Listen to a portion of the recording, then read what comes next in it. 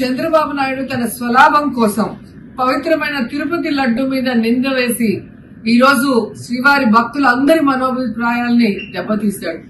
So మళ్లీ ఆ భక్తుల మనోభిప్రాయాల్ని పునరుద్ధరించాలని, దానికి సుప్రీంకోర్టు కలుగజేసుకుని ఇది విచారించి నిజానిజాలు తెలపాలని మొదటి నుంచి మేము కోరుకుంటూనే ఉన్నాం.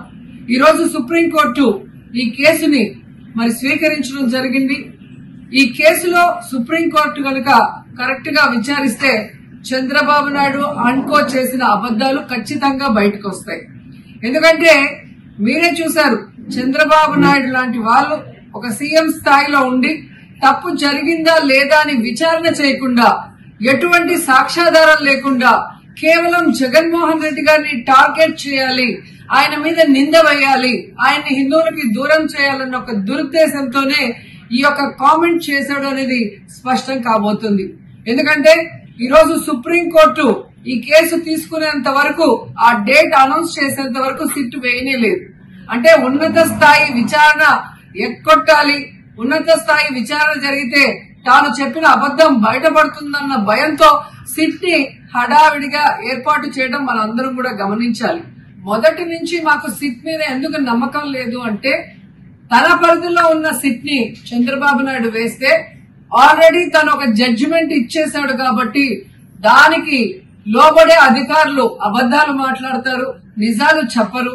ఎందుకంటే ఈ రోజు సిట్ లో వేసిన అధికారి అడిషనల్ డీజీ, ఆయన కన్నా పెద్ద ర్యాంక్ లో ఉన్న టీటీడీ ఈఓ, ఐఏఎస్ ఆఫీసరు మొదట మాట్లాడిన స్టేట్మెంట్ కి చంద్రబాబు నాయుడు గారు అబద్దం చెప్పిన స్టేట్మెంట్ తర్వాత మాట్లాడిన దానికి తేడా చూస్తేనే ఈ సిట్ అనేది సిట్ అండ్ స్టాండ్ కి తప్ప దేనికి పనికిరాదనేది అర్థమైంది.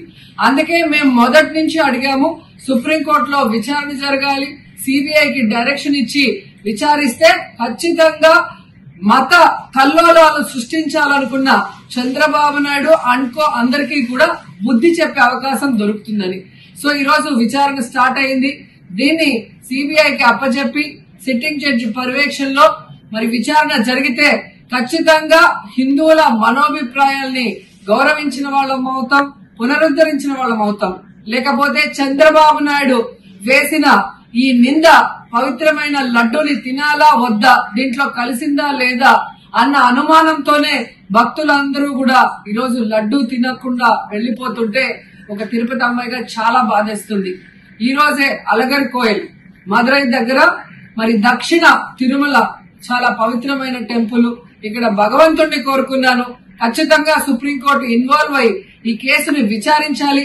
తప్పు చేసిన వాళ్ళని, అలాగే అంటే తప్పుడు స్టేట్మెంట్ ఇచ్చిన వాళ్ళందరూ ఎంత పెద్ద పొజిషన్ లో ఉన్నా కూడా వాళ్ళని శిక్షించాలి అని భగవంతుడిని కోరుకున్నాను, సుప్రీంకోర్టుని కోరుకుంటున్నాను.